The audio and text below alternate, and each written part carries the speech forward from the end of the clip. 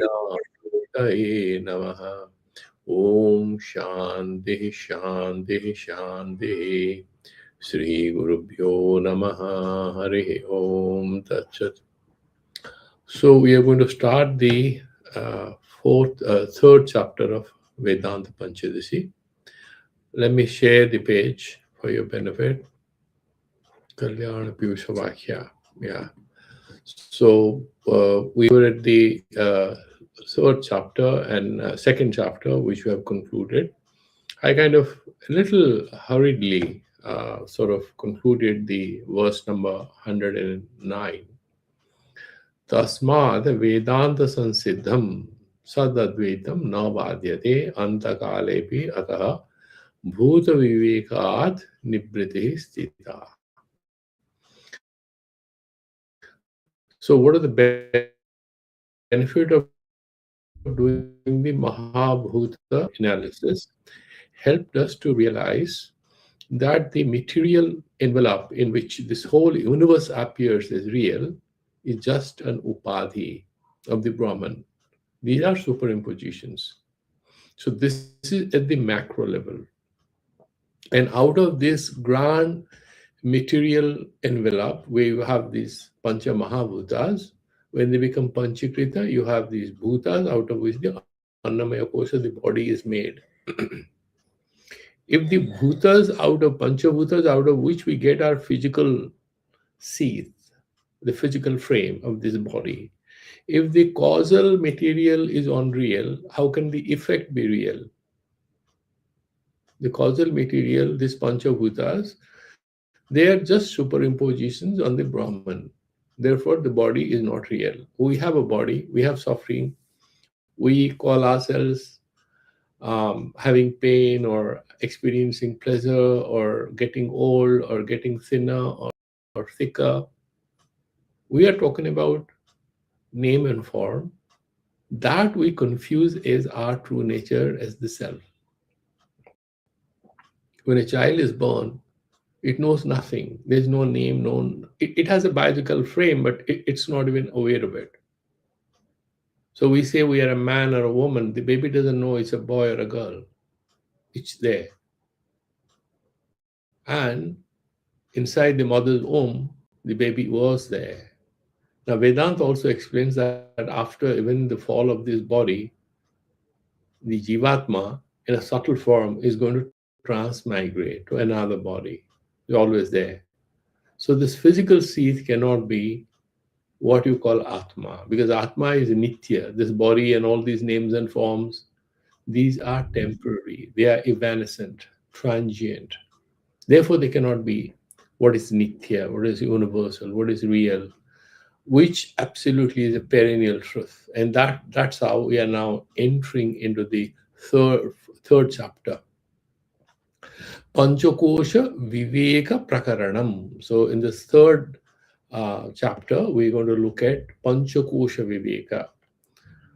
So in the Tattvabodha, Bhashyakara Shankaracharya Bhagavan says, Panchakoshatitaha avastatraya sakshi ayam atma. This atma, not to be confused with this physical body. And there are these 5 levels in which this jivatma, sort of, these are like seeds, kosha, it hides. You know, you carry a sword and you have a seed in which you put it. Like you have a money purse, the money hides inside it. Similarly, this atma. Now, do you feel that there is actually a physical frame for the atma? The physical frame for the atma will be relevant or logical if atma were also a physical entity. How come we are talking about a physical frame for something which doesn't have any physical frame of its own? It doesn't have any physical nature. Therefore, we need to understand this word kosha is not to be taken seriously in literal sense. It's not like a package or brand or label or anything. This word kosha is used to say that there are different layers of superimposition or adhyasa, due to which we confuse the Atma Tattva, confuse the reality of who we are with different appearances, graded appearances. We call Annamaya Kosha and Pranamaya Kosha, and Manomaya Kosha, Vijnanamaya Kosha, Anandamaya Kosha. That is how we look at it. But these are layers of appearance.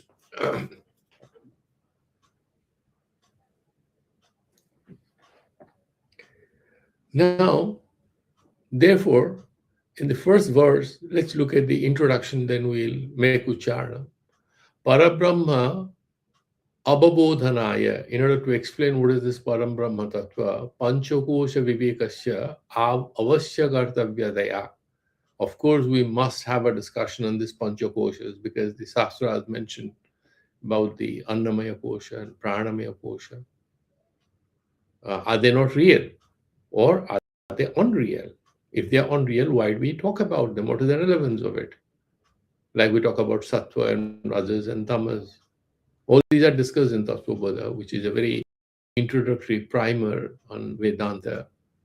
Kartavyataya अर्थात तेषाम आदि कारणभूतस्य वियदादिभूत प्रपंचस्य पंचकस्य.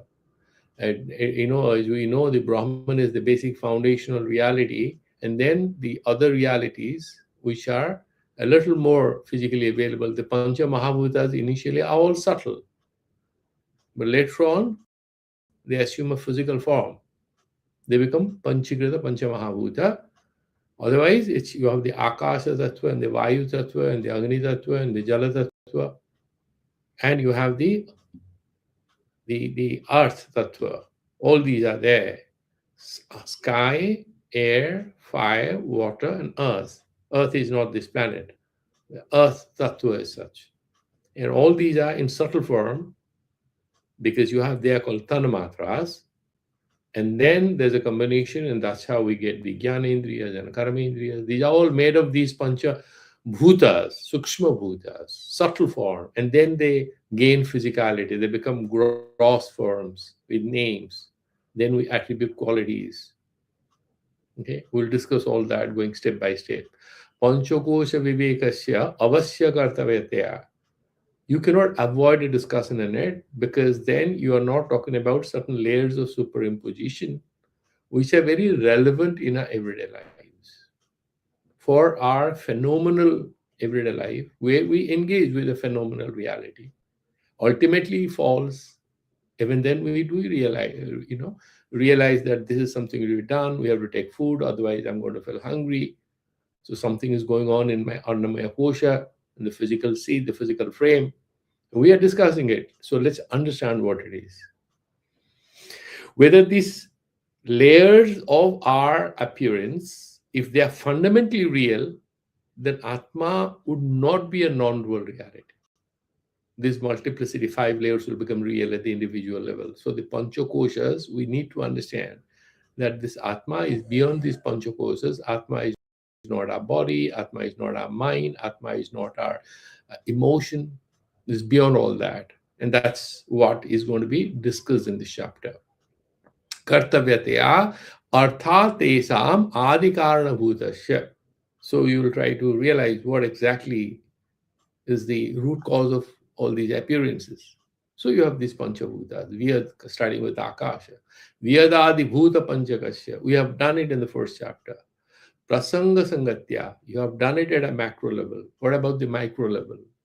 How do they play out at a micro mini level, at the individual level? You've talked about the universal truths. You talk about the macro realities. We need to know a little about like you have macroeconomics, you have microeconomics, the Panchakosha and Panchabhuta Viveka. That is at the macro universal level. This is one. This one is at the micro level, the individual level. Prasanga Sangatya Bhautika Dehasya cha Vivechana Prakaro Ditiye Prakarane Vishritaha. So we have this physical mind-body complex. Shouldn't we try to understand? The great Greek philosopher, he talks as if he was a Vedantist.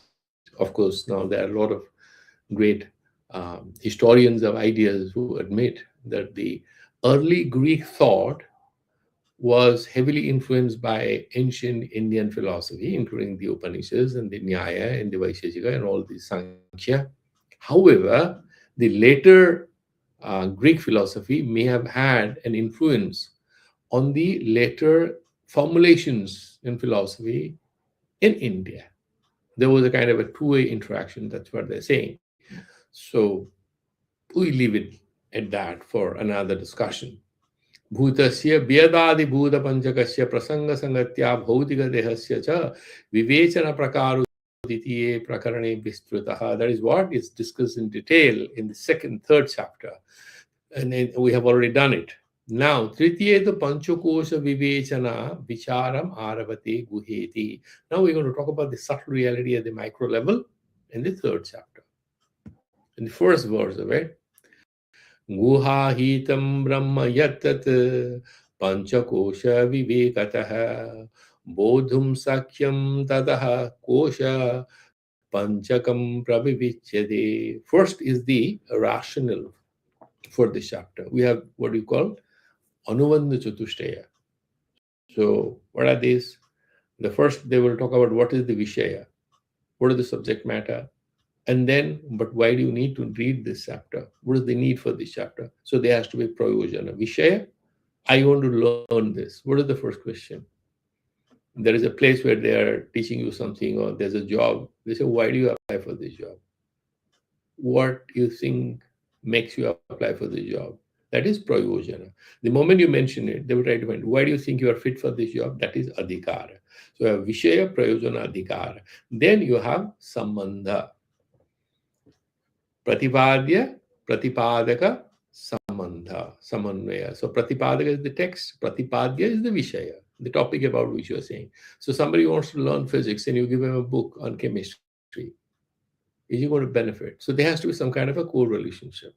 These four are very relevant in the Indian pedagogy. Now they're having these Indian knowledge systems in all the courses. I hope they pay attention to it. That we have, like for example, in the West, they will say we're rational, but they don't discuss it in the way we give a lot of importance to these four pillars of any learning system. So here in the first verse itself, they are explaining what is the prayojana, what is the necessity. And then Vishaya, Guha Hitam Brahma Yattat. What is the subject matter? It's about the Brahman only. Guha Hita, it's kind of covered up, it's concealed. That also explains as to why we need to discuss this, because it's not immediately visible to our eyes, no, neither to the eyes nor the mind. So we need to have some viveka, some kind of analysis. Panchakosha vivekataha, and there's a way to know how. If you do analysis, then you will refute. You have, first always you have this adhyaropa apavadabhyam nisprapancham prapanchate. So that Brahman doesn't have any tails or heads or anything. So you do a bit of superimposition and you refute them one by one. Neti, not this, not this. And ultimately, when you have peel the onions to the last moment, what do you find? Nothing. And that is the universal reality. So Panchakoshanam samudaya ahitam nivishtam yat brahma pratyag atma avinnam param brahma vidyate tattvamasi. You are that. How can the individual be the universal God or the universal cosmic reality of consciousness? We're going to explain that to you. The micro and the macro are just one reality split into two layers of existence or appearance. Vedanta explains. Aham Brahmasmi otherwise cannot be explained. So I can only be Brahman, not as an individual, only if I realize that I'm just one tiny facade or appearance of the universal in a particular framework, which I understand. Therefore, I describe myself as a man or a woman, as an educated person or not so educated. But the reality is this is one conscious reality. Then it assumes certain names and forms. And the intelligent guy understands these names and forms, analyzes them, drops them. Why? They are not relevant. They don't liberate him. They don't give him the right understanding about who he is. Then he says, Bodhum Sakyam Tataha Kosha Panchakam Pravivichyade. Because you're going to get it, therefore you will know the Swarupa. And that is the Prayojana. Therefore, I'm going to do Panchakosha Viveka. Adhikar is you presume that you have sadhana chatushtaya samparnata, you have viveka vairagya, you have the basic qualifications, you know a bit of Sanskrit, even if you don't, you have English through which you're going to reach there, but you must be a mumukshu, that's the main qualification, some kind of an aspiration to transcend the level of consciousness and existence in which all of us are trapped, and transcend to a level of existence not higher than us, but in fact what is our essential nature. Let's look at the commentary. Guhaitam guhayam arnamayadi anandamayantanam panchakoshanam. So we have these 5 layers: Annamaya, Pranamaya, Manomaya, Vijnanamaya, Anandamaya, starting from here up till here. So, starting with the Annamaya kosha, Stula Sarira, Pranamaya, Manomaya, Vijnanamaya, you have this Sukshma Sarira. Ultimately, you have this Anandamaya, Karna Sarira, when you are in deep sleep. You have these 3 layers, and 5 seeds are kind of distributed there. Pratyak Atma Virnam, the Atma, the universal self, is not different from the individual self. They will talk about the Ghatakasha and a Mahakasha. You have a pot and there's space inside the pot. The pot space is essentially space. Why do you call it pot space? To make sense of it. Because I want to talk about the space which is inside the pot. And then this text will explain to us beautifully as to why we cannot see even that pot space. When it's full with water, we can't see the space. We see the water. We can't see the space. Because we have already discussed that what is the essential nature of Akasha? It's having the ability to give room giving nature. Avakasa Dratritvam. It gives that avakasha. It doesn't interfere with your existence. You can stand there, space is not affected. Space is not denied its existence because you are filling it with water or any other material. That's nature of space. So Ghatakasha, you want to discuss it, but it doesn't become anything other than space. It's Mahakasha, it's one and the same thing. And that's what they're going to explain to us in beautiful, detailed slokas. Nivishtam yat brahma pratyagatma avirnam brahma param brahma vidyate. That is the Mahakasha. Param brahma vidyate. Tat panchakosha vivekataha. You'll do this panchakosha vivekataha, means from proper analysis of the panchakoshas. Anvaya vetireka bhyam. What is this word? It comes again and again. Anvaya vetireka. Anvaya is, concomitance. You are trying to have a good understanding of it. There are 2 boys in the class and they're very close friends. So whenever you see A is there, B will be there. Good. So there's universal concomitance. However, A is smarter in examinations. So when there is a particular scholarship, A goes, B cannot go. But there is some room. A has to approve B, then B can also go. Or another more relevant example, you have gold, then you can have a golden necklace. You cannot have a necklace without gold.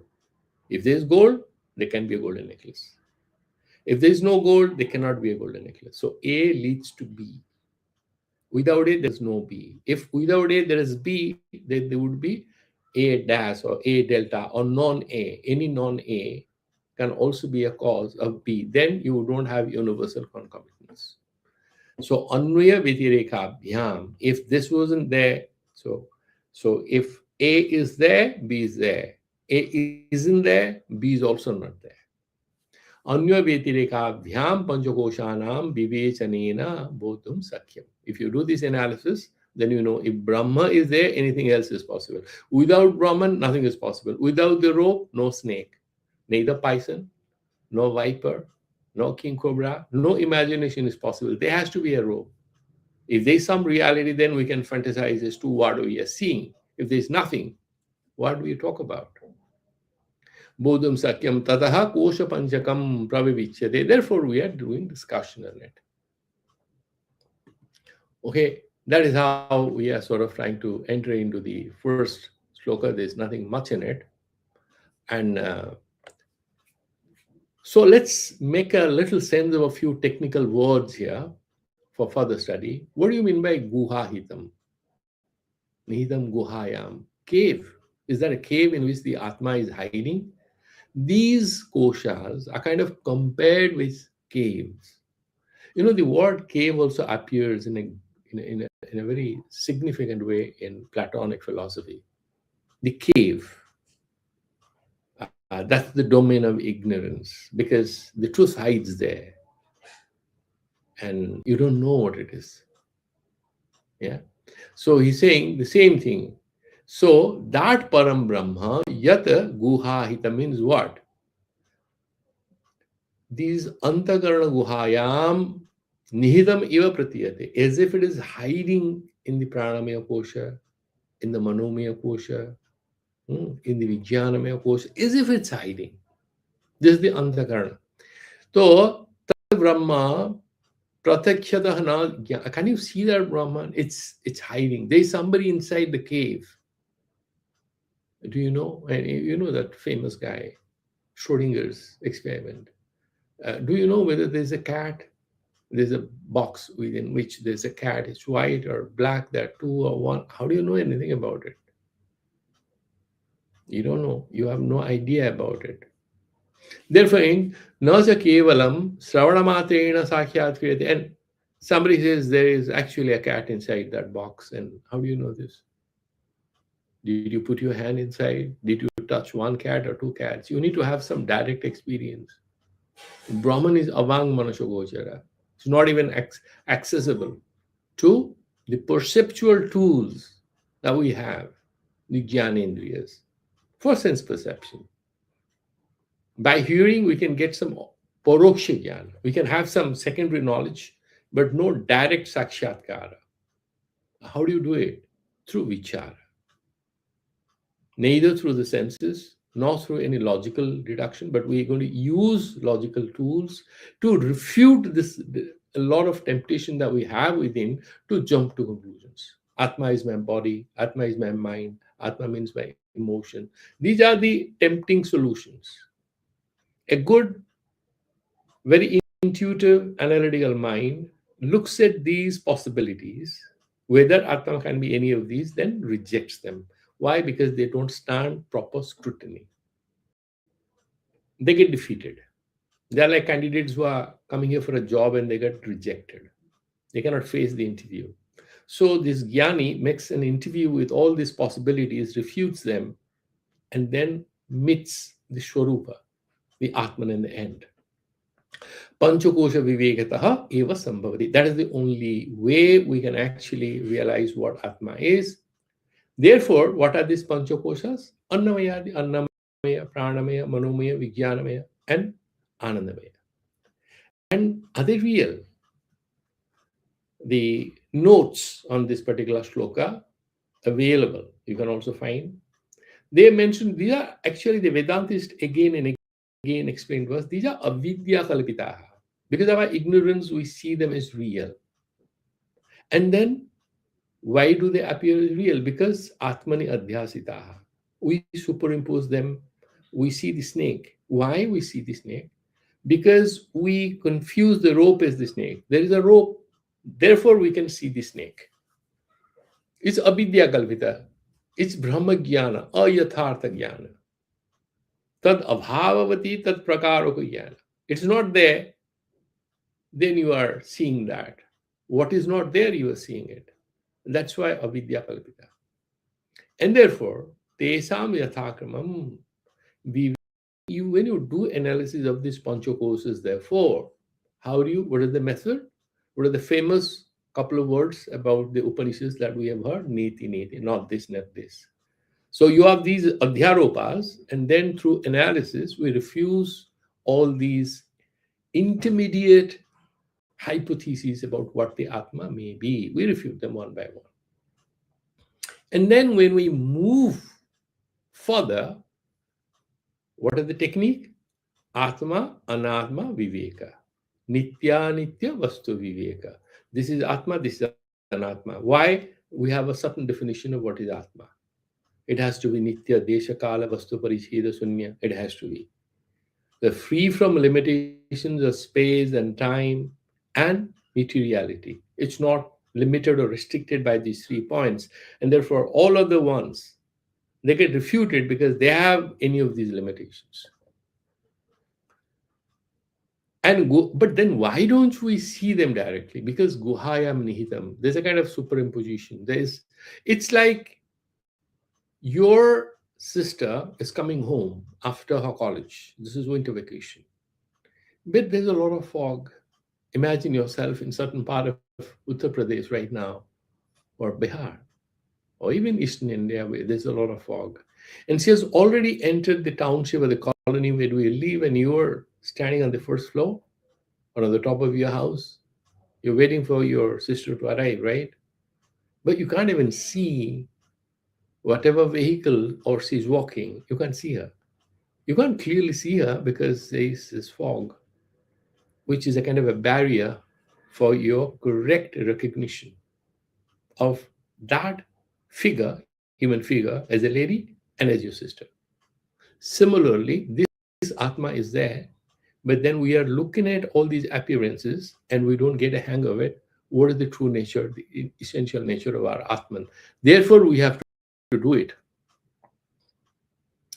Therefore, we have, starting with Akasha till Bhumi, we have done this Mahabhuta Viveka, and none of this is Brahman. These are superimpositions. At the micro level, we're going to do the Panchakosha Viveka. And why do we do it? Is there any Upanishadic support for this kind of a thing? So why do we use this word? Look, the idea is this. The Panchakosha Viveka doesn't give us any new definition of Atma. It doesn't give us any new formulation of medicine to discover ourselves. This is essentially the same old formula applied in a specific context of our Sukshma Sarira, Karna Sarira, the Sthula Sarira. It's only application of the same Vedantic techniques of Anvaya and Vyatireka, acceptance and rejection, and whatever we assume to be okay, let's look at it, then we analyze further, drop it. The same path. The prakriya is more or less the same, but the language, the techniques that we're using, the conceptual tools we are using is going to be a little different. Therefore, we are paying attention to that. So there is no new Atma we're going to create through this Panchakosha Viveka. We'll go to the same destination because it's everywhere, it's omnipresent. Whether you work at the macro level or you work at the micro level, you're going to reach that one reality because that's the only one reality that exists. Now, so is there any Shruti Vakya which supports you?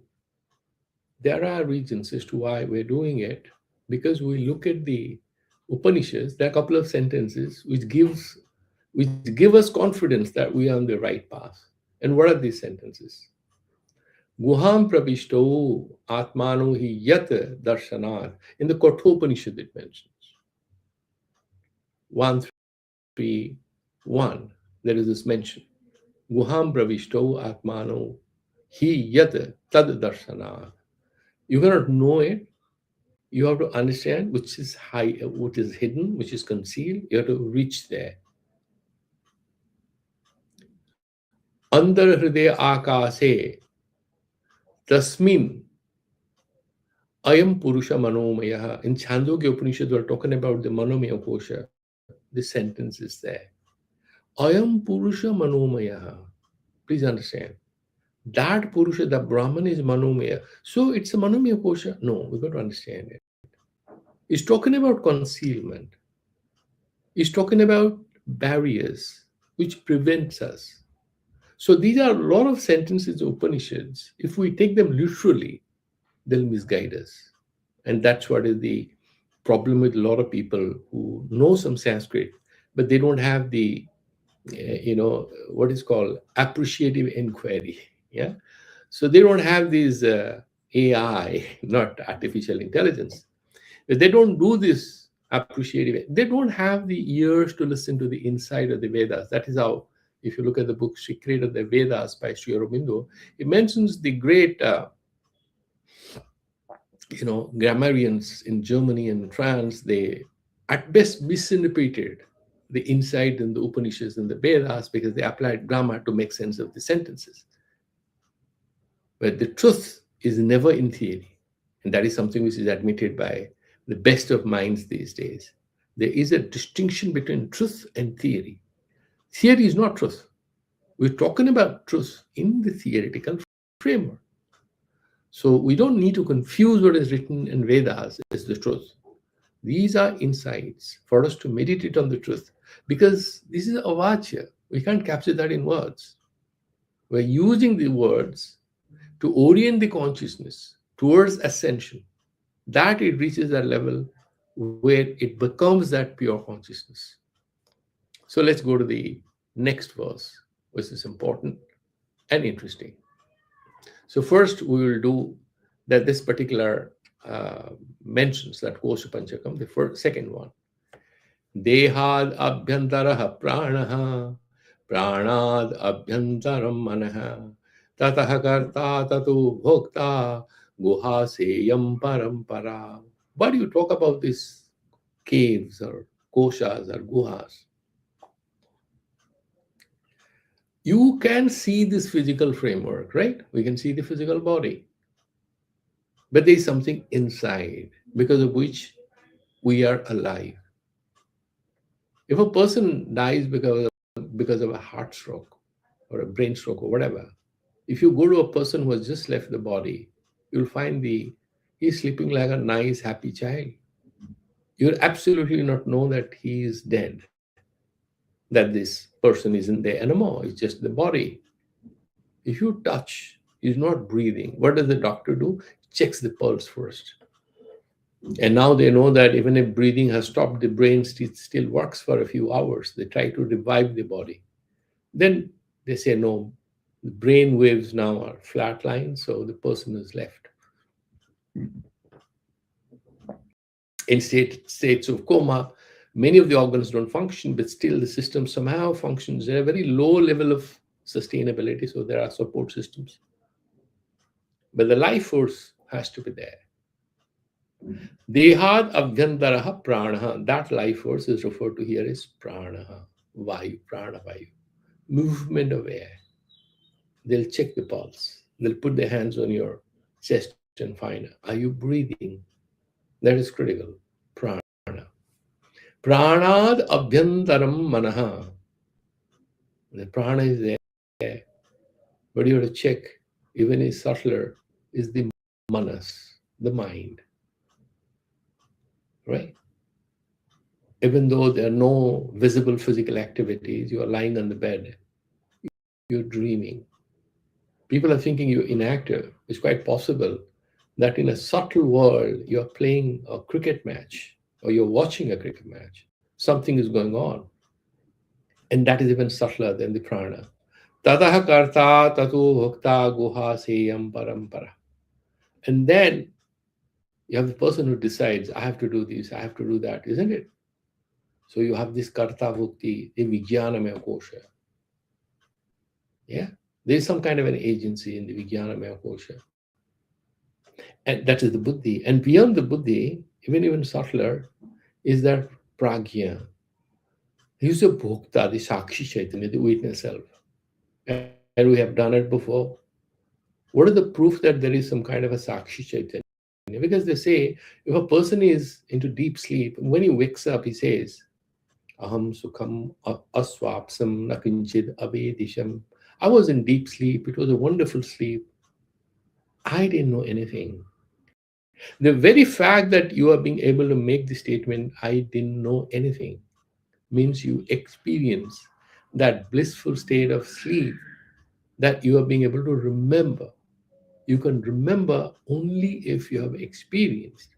And if you have experienced it, even though your mind wasn't working, your manas and your buddhi were both asleep in deep sleep, even then you remember, means there was something where this was captured. This particular experience was captured on some kind of a platform. And what is that? We're talking about Sakshi Chaitanya, that witness self. And that is there in all three states. Sakshi Chaitanya. That is what is referred to as Anandamaya Kosha. We may have a lot of depression or anxiety or stress. What are you craving for? a few hours of very good sleep, and everything gets recharged. That is the storehouse of a lot of energy, and that is the storehouse of resolution of all your conflicts. And of course, from the point of view of Western psychology, the mind keeps working even if you are in coma. It keeps working. It's not that it becomes completely dysfunctional, but there's a lot of research on that. On the yogic perception, there's a moment of chitta vritti nirodha where everything stops working. Is there a state like that? A lot of, including Freud and Carl Jung and everything, they wanted to make some understanding of it. What does it mean? And they look at these wonderful possibilities that it's possible that there can be awareness without any thoughts, without dealing with any qualia as such. There is consciousness. That is the hard problem of consciousness. Or that qualia, they use that word. The consciousness in our formulation, it's not a continuum from matter to spirit. That's how they look at it. Matter, then spirit. So there is parallelism. And the neuroscientist would say it's all about neurons. And there's kind of, these are kind of bleeping. And it's possible to isolate and identify which part of the brain is responsible for a certain thought you have. They're working on it. But so far Vedanta is concerned, we're not trapped in those details. We think consciousness exists even without a body, and we'll go there. Consciousness is beyond everything that you see, everything that is experienced. Brain and consciousness, the continuum, the correlations, which the Western science all the time emphasizes, is not the only view, and there are alternative ways to look at it, and we'll go there. Dehad abhyantaraha pranah, pranad abhyantaram manah, tatah karta tato bhukta. That bhukta is that, the Anandamaya Kosha. Guha sa yam parampara. That is how, one layer, then another layer, and another layer. Let's look at these beautiful commentary. Dehad annamaya kosha. The deha is the annamaya kosha. Abhyantara andarabhava prana. What is there, hiding there in this physical frame, is your life force. Sacha pranamaya kosha. Kriya sakti karana bhutaha. Panchavrityatmakaha. So this is panchavrittis, prana, pana, vyana, udana, samana. A lot of discussion about it in Vedanta Sar. Here also we'll discuss. So you have pranamaya kosha, kriya sakti karana bhuta. Without that life force, you can't even move an inch. You need to breathe. That is the first principle of any activity. That is the minimum activity the body has to have. Panchavrityatmakaha. Pranad abhyantaram manaha. If you go further, another subtle level, that's called the mind. Manamaya kosha. So what is the pranamaya kosha? Pranamaya kosha is pancha prana, pranapana vyadana samana, plus pancha karmendriya, bakpani pada payu upasthana.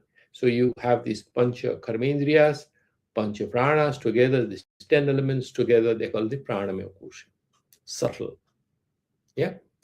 And then at the next level, you have the 5 jnanendriyas plus manas. It's called manomaya kosha.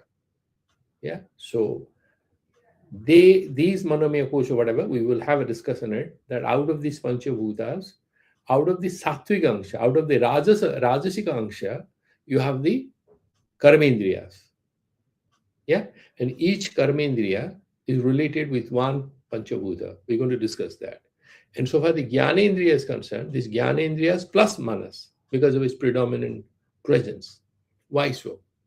Because you see, each indriya can access one reality. Eyes can capture the appearance. You are looking at sweets, rabidi or rasgulla or anything, or chocolate, or ice cream. You cannot know the taste until you actually bring it to your mouth and touch it with your tongue. That is the rasanendriya, the ability to taste. And what is the smell? Only the nose. You have the ghanendriya. So you have to have this indriya devata approve it. Then you can say, this is the smell like this. It has vanilla flavor. Only the nose can tell you. Yeah. Similarly, there is a reality. Your hard of hearing.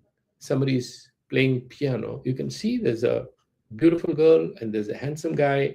One is having a piano, the other one has a violin, and they're playing a beautiful tune. Yeah, you can see that. You can't hear it. If you have seen, uh, what is that? Children of a Lesser God, a beautiful movie. It's about a girl who can't hear and who can't speak. It's about physically challenged people. It's a beautiful movie. You should see it. It's a very spiritual movie. Children of a Lesser God. And there's this girl who is asking her music teacher, he's saying, okay, now explain this particular number to me. What does it mean? He's trying to act. How can he convey the emotional content, the meaning, the intention, whatever, of a particular musical composition through physical activity? Can he? He can't translate what is musical nature into a physical. Now, of course, science has moved much farther, notations and waves and all that we can have now. Even then, eyes can capture one facade of reality, the ears can capture another. Only ear can understand what is sound. Manas, however, the mind, is able to appreciate all five realities in dream. Therefore, the mind is born out of the sattvic angsha of the Bhutas, but together, not individually. We'll discuss that as we are moving forward. So, manas plus these jnanendriyas, that is the manamaya kosha. And vimarshatmaka, should I do it? No. She was laughing. Was she mocking at me? No, she was appreciating you. Vimarshatmaka. You think about a lot of things. Tato manamaya koshad abhyandaraha. And then beyond that, karta. Aham karomi iti kartutva dharma vishishto vijnanamaya kosha. And then you have the buddhi. Yeah, I should be doing it. It always sort of leads you to a conclusive thought. This is what? Vicharatmaka. There's a difference between fiction and non-fiction. The Manomaya Kosha derives a lot of pleasure by reading lovely. I remember, you must have also, I don't know what are the new, these days the teens are reading. During our times, there were a few popular authors, isn't it? Mostly for girls, it was Mills and Boons. Guys were reading other stuff, detective stuff. I remember this lady, Agatha Christie, was very popular during college days. A lot of guys would read that.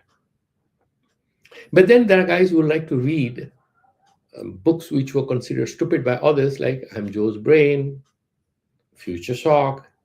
Vijnanamaya Kosha is getting pleasure out of it. Because these are analytical things, non-fiction. There's a category of people who are more attracted towards non-fiction. So there is having predominantly Vijnanamaya Kosha. In the I'm Joe's Brain, he talks about the right side of the brain and the left side of the brain. It's a beautiful book. Vimarshatmaka tato manomaya koshad abhyantaraha karta aham karomi iti kartutva dharma vishishto vijnanamaya kosha. Right? Buddhi plus 5 jnanendriyas. Very simple. After that, tadaha vijnanamayad abhyantara bhokta priya moda pramadadinam anubhavita anandamaya. Priya moda pramoda. If you saw a beautiful, attractive thing to a child, she doesn't even know anything. She's lying on the bed. You try this. You saw some red color, she laughs. Priya, she likes it. Then she stretches her hands and you take it close to her. She immediately is super excited. She's moving her legs and all in the air and she gets hold of it. She's super happy. She doesn't know what it is. Right? First she looks at it, then she gets it. Then you see the baby will immediately put that into her mouth. And all the time hungry. They're new to this world. She wants to know what is the reality by touching it with her tongue. She puts it into the mouth. Closely looks at it when she grows a little older, puts it in the mouth and the mother snatches it away. But if it's a chocolate or ice cream, she celebrates it, pramoda. So all these experiences, this bhokta is in fact the witness. This bhokta is who? He's saying Anandamaya Kosha. Abhyandara savdena atra antaratvam avidiyate. Because when you say, there is this temptation to understand, abhyandara means there is a inside. It's like an inner room, you're going further. No, it's not like that. It's just saying that there's something closer to the self, not yet self. Yeah? You're going closer, more proximate to the self. The koshas, it's like 5 circles in which the king is sitting in the central chamber. And there are layers and layers of security. And you're going inside. Something is nearer to the king. Similarly, the Anandamaya kosha is the closest to the Atma. Is Atma a physical entity? No, it's not. These are our manners of speaking, to train our mind to reject these as Atma. Anyataro Atma Pranamaya. So he's giving some justification for our journey along this line, saying, no, you are not misled, you are on the right path. Look at what the Upanishad says. Anyantara Atma Pranamaya Ityadi Shruto api Andara Sabda Antapara Antarapara iti bhavaha. So it's essentially saying it's nearer in that sense, it's subtler. Eva mukta satyam annamayadi anandamaya koshanta kosa parampara guha iti uchyate nihita guhayam. So what is that? That these 5 seats that we're talking about, frames of reference, so to say, some nama rupa, this is this parampara, it's a series. And you'll jump from one kosha to the other, do proper analysis, and say, no, but this cannot be Atma. And finally, Anandamaya kosha, that is also not Atma. What else is Atma, which is beyond all this? Guha savado nigudha bodhakaha. Why are you using this word cave? There's nothing called a physical cave. This is not a physical barrier. Nigudha bodhakaha. Difficulty in ascertaining the essential nature of the self. In order to drive home that point, they're using this word guha. It's like a cave which hides. That means it's very hard to understand the nature of the self. Guha, guhate, sambarnarthakatvad. So when even they're bringing in a bit of grammar to make sense of it. Let's go to the next verse.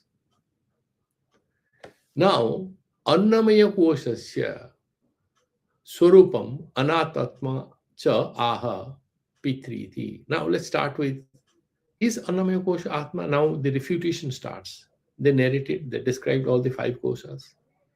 Now we have to make analysis and understand for ourselves that none of these koshas, none of these layers in which we confuse ourselves as the body, as the mind, as the buddhi or our life force, none of these is Atma. The process starts with the Annamaya kosha.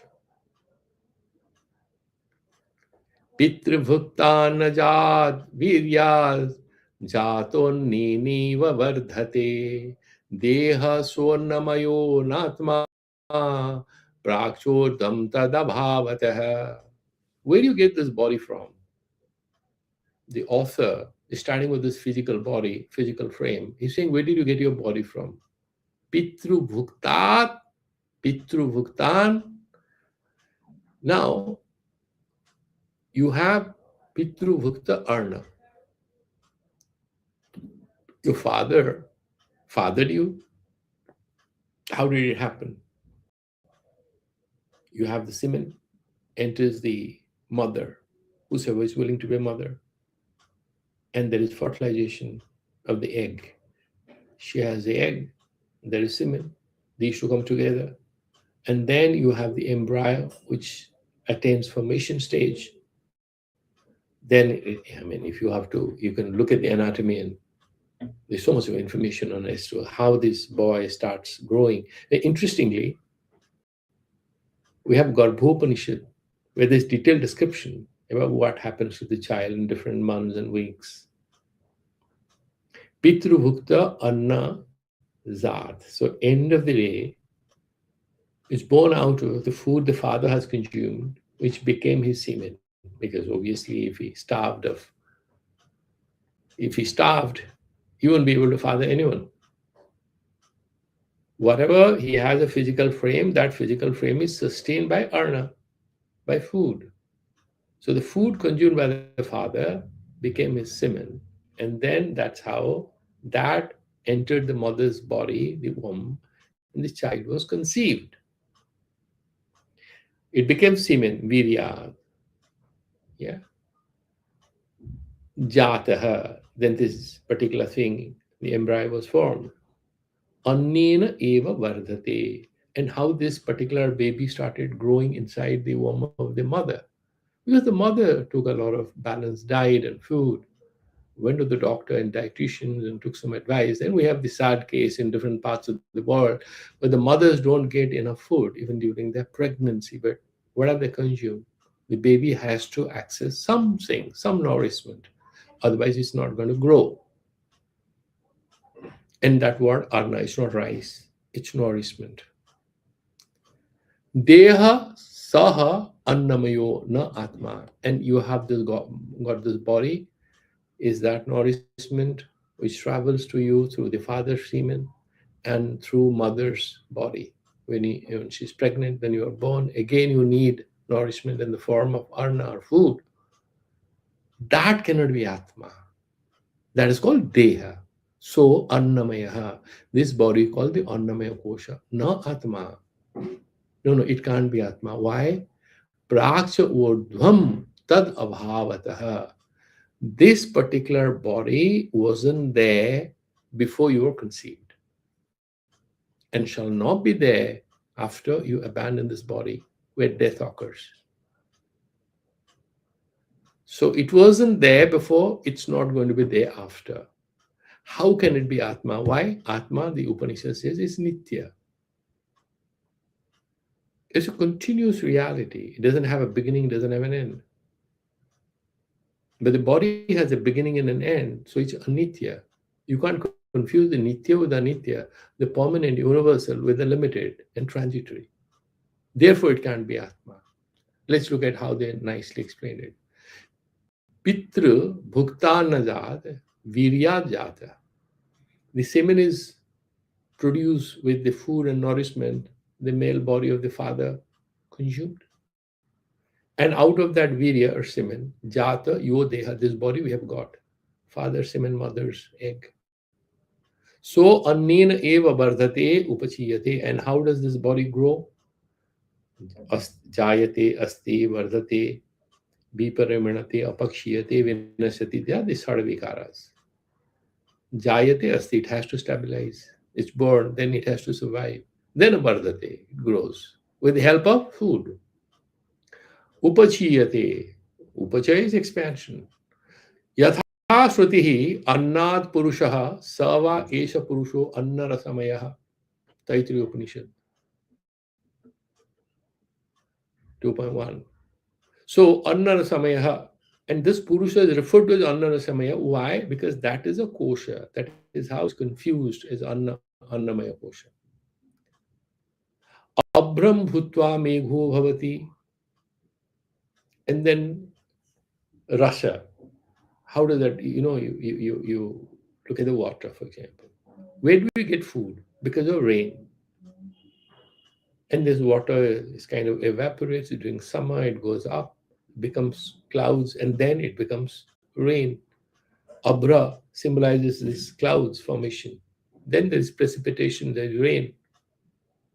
So, and that is saying Mego Bhavati Ityarabhya Yoretah Sinchati Tad Bhuya Eva Bhavati. And that Reta means here, that semen. And that Reta, that is what is planted in the mother's womb and fertilizes with the egg and it becomes an embryo. Ityantam Chandogye, that is in fifth chapter in the Chandogya Upanishad. So annamayo annasya vikaro deha atma bhavitmana arhati iti sheshaha. That which is a vikara, a modification, a transformation of food material. That cannot be Atma. Is there apachaya and upachaya in Atma? Is there increase and decrease, expansion and contraction in the Atma? It's not a physical thing. There is no expansion and contraction. The body has expansion and contraction. A guy becomes fat and thin, healthy and sick. The Atma is none of this. Therefore, it cannot be the body. Kutaha, Vaisho, how do you say this? Prag deho utpatehe purvam urdhvam cha. Before the body was born, that is prag, before. Urdhvam cha, after death. Cha tat patanantaram. Patana anantaram. So once a person dies, what happens then? Cha tada abhavataha. Deha abhavataha. The body doesn't exist before the birth and after the death. Deho na atma tasya prag utpetehe pradhvansa bhavantaram cha avidyamanatvat. Atma is nitya vidyaman. You may not see it. It's not my problem. It's no one's problem. There are a lot of concepts in physics. Common people don't know anything about it. All of us know there were three states: solid, liquid, gas. We did that, states of matter. And then you meet your friend who is doing a master's in physics. You say these are the three states. He laughs. He says, no, there's something called plasma. That envelope in which you have most of what you call the material cosmic reality is plasma. Neither solid nor liquid nor gas. Similarly, Atma exists, but I can't see. Okay, that's not my problem. We have to do analysis. It's not supposed to be visible to any of your sense organs. Therefore, he's saying that because it isn't there before and after, it cannot be Atma, because Atma is permanent, it's eternal. Pradhvangsha bhava, what is, you have praga bhava and pradhvangsha bhava. These are two logical categories in Nyaya Sastra. Praga bhava is the non-existence prior to something came into being. So if you look at, let me say that this phone, it was, let's say, manufactured on a certain date. So one day before it was manufactured, it came out of the factory, it didn't exist. And that's called praga bhava. Was it there 2 years before? No. 2 billions years before? No. Praga bhava is anadi santa. This prior non-existence gets terminated once it comes into being. Then pradhvangsha bhava, I'll hammer it to pieces. That is pradhvangsha bhava. That is sadi. It has a beginning. The abhava, the post non-existence, has a beginning, doesn't have an end. So it's sadi ananda. These are the technicalities in Nyaya. It has a beginning, no end, because it's not going to be there tomorrow. It's not going to be there after millions of years. The grandfather we lost wasn't there the day he passed away. He wasn't there after 2 years, 10 years after, even today. And he's not going to be there for all time to come. That is pradhvangsha bhava. And Atma doesn't have praga bhava or pradhvangsha bhava. It doesn't have prior non-existence or the post non-existence, post-destruction non-existence, pradhvangsha bhava, whatever you say. Therefore, the body has that. Therefore, body is not equal to Atma. Refuted. Annadve prajaha prajayante Taittiriya Upanishad 2.2. Iti mantra varnena sristi sthiti laya karanatvam uktam arnasya. So with this mantra varna, so the creation, the sustenance, and its termination, it's all happening because of that causal element called arna. Sarva sammatam atmanaha chedanatvam too. But this cannot be Atma because Atma is chedana. Is the body conscious? Yeah, body is also conscious. The scientists will say it. Yeah, actually, every cell is conscious. In the broadest possible sense, every cell has consciousness. There's no doubt about it. But they don't have the kind of personality, the way you're talking about consciousness. They don't have that consciousness in that sense. Sati dehe chaitanyam na asati. Somebody might say, these are the physicists, the people, psychologists who give a lot of importance of consciousness having a very strong correlationship with brain. They equate function in the brain with consciousness. Sati dehe chaitanyam na asati. If you don't have a body, are you going to have consciousness? Therefore, ataha deva eva atma iti manyante lokayati kaha. We don't have to go such a long distance. In India itself, we had very strong propounders of materialism. They are called the Charvaka Matavadis, Lokayati kaha. They say, can you have any consciousness without the body? Why you're talking about consciousness beyond the body? Don't waste my time. Bring a guy who doesn't have a body.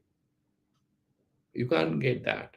Therefore, body is the Atma. There is nothing called Atma other than the body. Yadyapi satyeva dehe chaitanya upalabdhi, we agree with you. If there's a body, then only you can talk about some kind of consciousness. Tathapi deha chaitanyam cha iti na ekam tattvam mrita dehe vyabhichara. I don't have any problem with it. But so